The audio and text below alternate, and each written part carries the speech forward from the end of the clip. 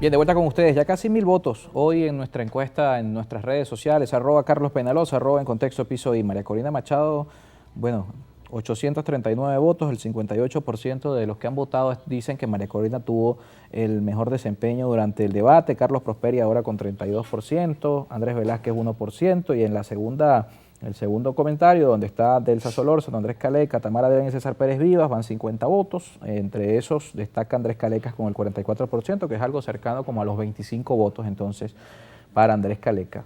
La mayor parte de los votos se concentra entonces en Carlos Prosperi, Freddy Superlano y María Corina Machado. Pueden seguir votando y estamos allí revisando su participación, así como también en nuestro WhatsApp, @En Contexto Piso y @Carlos Penaloza, y leemos también los comentarios que han dejado allí, más de 50 comentarios en la encuesta que estamos colocando en nuestras redes sociales. Héctor Galvis está con nosotros en estudio del partido COPEI en el estado de Miranda. Héctor, gracias por acompañarnos esta tarde. Gracias, Carlos, de verdad, por permitirme el honor de estar aquí contigo y compartir este programa que es bien sintonizado a nivel de todo el país. Ustedes no van a ese debate, no, pero ¿cómo lo vieron? ¿Quién? Bueno, yo tuve unas impresiones a través de las redes, los comentarios, definitivamente.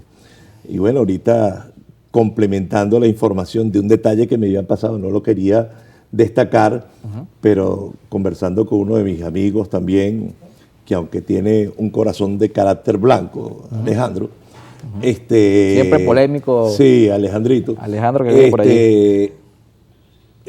Me planteaba que es muy evidente el hecho de la última parte de la escena de María Corina, después de haber terminado el debate y presentarse ese hecho de presionar el brazo de César Pérez Viva y presionar el brazo de Superlano. Caramba, la gente mira eso y la parte gesticular, Carlos, del movimiento corporal tuyo también da un mensaje. Y tú lo sabes como comunicador y como periodista. Puedes producir un mensaje a través de tu verbo, a través de tu palabra, pero en tus movimientos y en tus gestos también transmite. Uno de los pequeños detalles que yo siempre he visto, ¿no? He preguntado, ¿cómo logramos producir ese mensaje hipnotizador que le llegue a la población y te siga como cuando seguían de repente a Luis Miguel en uno de sus conciertos y la gente lo aplaudía? Bueno, tiene que haber una interconexión definitivamente en tu pensamiento, en la racionalidad que codifiques en cuanto a eso, y en una parte el sentir. Cuando en un cierre como ese, tú llegas y agarras y presionas dos brazos para no levantarlo, transmites todo un conjunto de pensamientos interiores que la población lo va a deducir y comienza a perder la persona confianza. Pierde confianza porque automáticamente no me muestra, yo diría, ese nivel de amistad, ese nivel de cordialidad, ese sentido de unidad. Claro, que hoy reclama la gente, la unidad. Y yo diría, el no a veces no sentirnos más grandes que los demás. O sea, sentirnos iguales. Y yo creo que cuando vayamos hacia esos niveles, definitivamente es de hacernos sentir que somos todos uno y no hay esa diferencia, indudablemente estaremos logrando a esa persona que de una u otra forma está transmitiendo un verbo sincero, una conexión sincera. Y yo creo que fue, digamos, parte de ese detalle lo de ayer, lo del debate. Sin embargo, tengo mis observaciones. ¿Cuáles son las observaciones? Claro, definitivamente la Comisión Nacional de Primaria tiene 40.000 millones de fallas.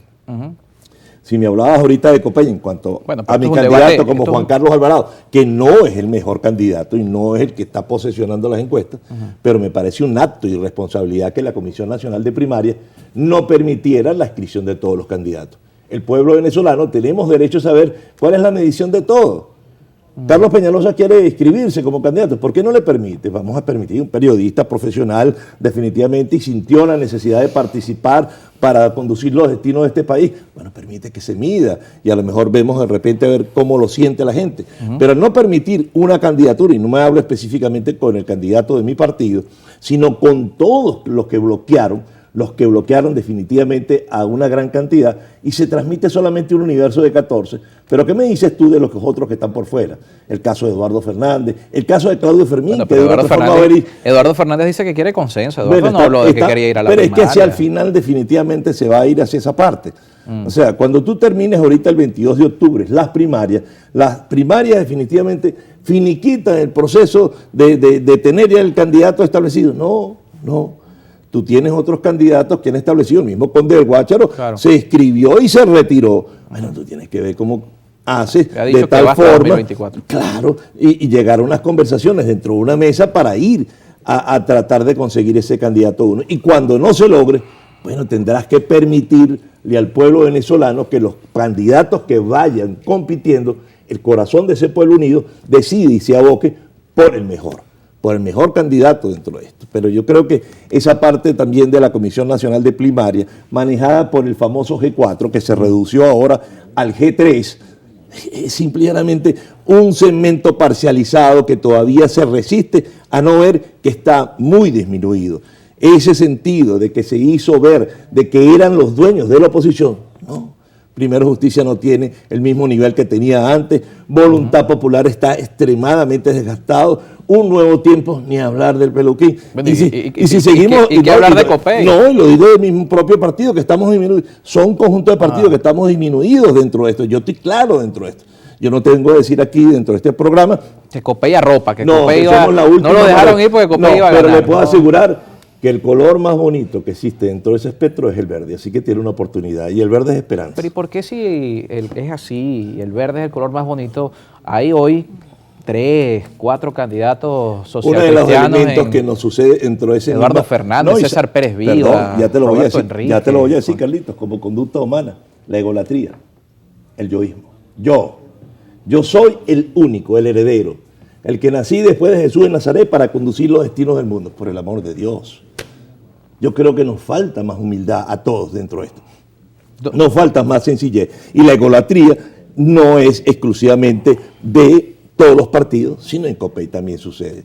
¿Tú crees, fíjate, tienes a César Pérez Viva, claro, tienes a Eduardo Fernández, el ejemplo podría empezar en casa, tienes a Roberto ¿no? Enrique, tienes a Juan Carlos Alvarado? Si yo los metiera en un cuarto y dentro de ese cuarto apuntar arañazos, mordiscos, al final, como hace, digamos, la iglesia en Roma, sale humo blanco. Yo te quiero echar un cuentico, amigo mío, porque si tú vas a cualquier rincón del territorio nacional, a cualquier parroquia, hay un copellano. Los abuelos tuyos de repente son copellanos. ¿Qué impide que eso pase hoy? Bueno, porque sí, en teoría todos quieren que claro, el gobierno. Por ¿no? lo mismo que te estoy diciendo, ese personalismo, ese concepto individualista, que yo soy el nacido dentro de esto para poder alcanzar esos niveles de dominio de todo. No, cuando haya esa, yo diría, de posición de posiciones que lleguen en ciertos términos a colocarnos con mayor humildad, yo creo que vamos a llegar a ese concepto de unidad que nos va a permitir derrotar al gobierno. Porque el gobierno, definitivamente, es derrotable. Los niveles de conflictividad que tienen internamente no es a nivel nacional solamente en los municipios. Ya lo hemos visto cuando han llevado a cabo un conjunto de elecciones locales en algún sitio, en los valles del Tuy o en la parte de Guarena, y terminan las elecciones y tú miras cómo vuelan por encima de la silla y cómo existen los enfrentamientos. Nada más te pudiera hablar hacia el municipio Sucre, para tomarte un caso dentro de eso. Hay candidatos dentro del mismo PSV que quisieran ser candidatos a alcalde en el municipio Sucre, pero lamentablemente existe ese personalismo que afecta. Y hay una tendencia ahorita que después de José Vicente Rangel Ábalos, que está de candidato a alcalde, pues está el esposo también aspirando ahorita a ser candidato a alcalde. Y está el hijo también aspirando. O sea, se establecen unos esquemas ahorita desde el punto de vista político electoral monárquico. Después de mi reinado vendrá mi hijo. Bueno, pero eso también pasa en la oposición. No, bueno, pero Enzo Escarano lo hizo en San Diego, por ejemplo, por nombrar un caso, ¿no? Pero tenemos que ir hacia un cambio dentro del concepto de la política a partir de hoy. No solamente dentro del esquema que pudiera decir lo hizo la oposición, está muy bien. Errores que se cometieron en la cuarta o en cualquiera de las repúblicas que tú me digas. Pero nosotros hacia el futuro tenemos que restablecer una reforma constitucional que permita de ley 1 o 2 periodos. Se acabó. Ese también hecho tiene que ser una reforma para el esquema presidencial, que Chávez lo llevó a través de la constituyente y estableció en la Constitución pues, el periodo interminable. Cónchale, hermano, no puede ser. Tenemos que darle a los candidatos presidenciales, gobernadores y alcaldes máximo 2 periodos dentro de eso, claro, y espera un periodo de 10 años, y pasado ese periodo, tú le permites a los cuadros generacionales nuevos, renovadores, que tengan la oportunidad, digamos, de demostrar que hay condiciones para mejorar esto. Vamos a leer la participación de la audiencia. ¿Cómo queda, lo conversamos luego de los comentarios, cómo queda Copey cerrada la posibilidad de que puedan ir a esa primaria? Porque hoy pareciera o de alguna manera un sector político hace el planteamiento de que el consenso es la primaria y el que quede por fuera de la primaria le está haciendo el juego a Maduro. Vamos a hablar de eso luego de los comentarios de la audiencia, @en contexto piso I, @Carlos Penaloza. Recuerden que pueden seguir participando en la encuesta, ya casi 1000 personas han interactuado con nosotros en Twitter en esta hora. Gracias a todos. Comenzamos con Barquisimeto, nos escribe Kimberson Hernández. María Corina solo está debilitando a la oposición. Hay que ser conscientes de que la inhabilitación no es por hechos políticos y ella debe ser consciente que no tiene chance contra el gobierno. El candidato debe ser alguien nuevo, que no esté, como quien dice, rayado, porque el pueblo perdona pero no olvida. Te comento, por ejemplo, me voy a ir sobre la parte de que es invencible el gobierno. Eso es mentira. El nivel de rechazo que tiene el chavismo es gigantesco. Más de un 80%, 90%, y no pudiera decir en los factores de la oposición, en toda la sociedad y dentro de las mismas filas del chavismo hay gente que está dispuesta para el proceso electoral de cambio que viene, votar contrario, porque es que se necesita. La política funciona como a veces como el matrimonio, si no hay un buen entendimiento y una buena comunicación con la pareja, a la larga se produce un desgaste como tal.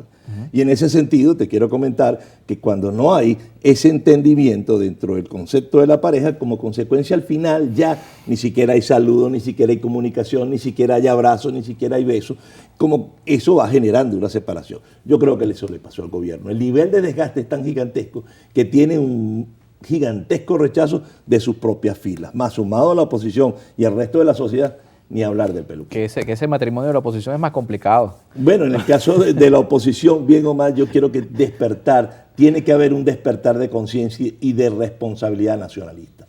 Tenemos que ir hacia un pensamiento y un pacto nacionalista que nos lleve definitivamente a deponer actitudes personales y a ir definitivamente a la búsqueda del mejor candidato que tengamos en la oposición.